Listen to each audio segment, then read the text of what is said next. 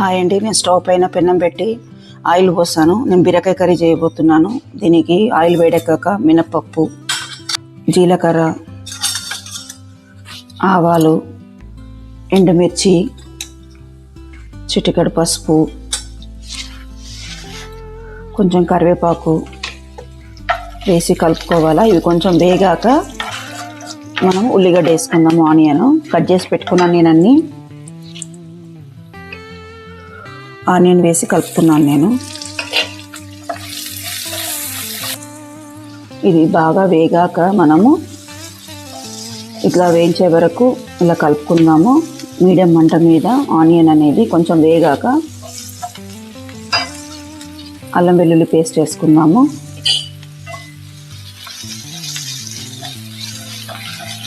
నేను మామూలుగా నాన్ స్టిక్లో దాంట్లోనే చేస్తుంటానండి.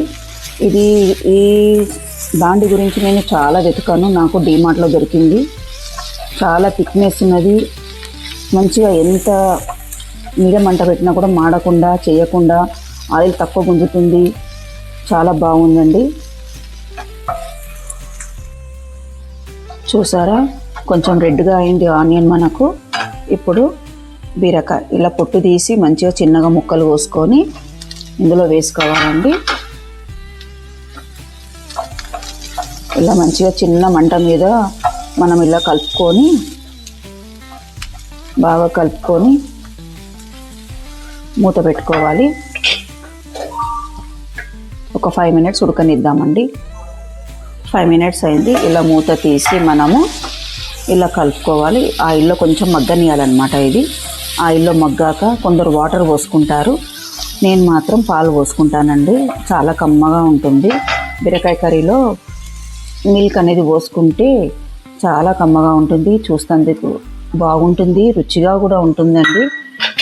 వెన్న తింటే ఎలా రుచి ఉంటుందో ఆ విధంగా ఉంటుందండి. మీకు బీరకాయ కర్రీ తినని వాళ్ళు కూడా తింటారు. ఇది పూరికి తినొచ్చు, చపాతీకి తినొచ్చు. చాలా బాగుంటుంది. అన్నం రైస్ కూడా పెట్టుకోవచ్చు. కాకపోతే రైస్ కంటే పూరికి, చపాతీకి, రోటీ అట్లా వీటికి బాగుంటుంది. మళ్ళీ కొద్దిసేపు 5 మినిట్స్ మళ్ళీ మూత పెట్టుకుందాము. ఇవి బాగా ఉమ్మగిలుతాయి. ఇలా మూత తీసి 5 మినిట్స్ తర్వాత మనం కలుపుకోవాలి. బీరకాయ మంచిగా ఉడికిపోయిందండి. దీనికి కాకపోతే లేతగా ఉన్న బీరకాయలు కావాలా, బాగుంటుంది. బీరకాయ ఎన్నో విధాలా చేసుకుంటారు. పప్పు అని, లేదంటే వట్టిల్లా అని. కానీ ఈ విధంగా చేస్తే కూడా చాలా బాగుంటుందండి. ఒకసారి చేసుకొని చూడండి, ట్రై చేసి. దీనికి తగ్గట్టు సాల్ట్, కొంచెం కారపొడి, ఇష్టం ఉన్న వాళ్ళు పచ్చిమిరపకాయలు కూడా వేసుకోవచ్చండి. నేను కారపొడి యూజ్ చేస్తున్నాను. కొబ్బరి పొడి,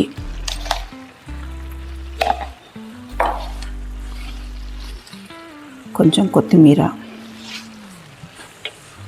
వేసి కలుపుకొని ఒక 2 మినిట్స్ మూత పెడదామండి.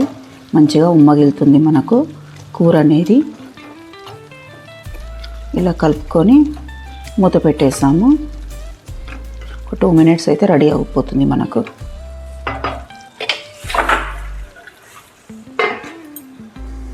ఒక 2 మినిట్స్ తర్వాత మూత తీసి చూసుకుందామండి. మనకి ఇలా ఉడికిపోయిందండి కూర. కొంచెం స్పైసీ కావాలన్న వాళ్ళు స్పైసీ వేసుకోవచ్చు. మీరు తినని వాళ్ళు కూడా తింటారండి.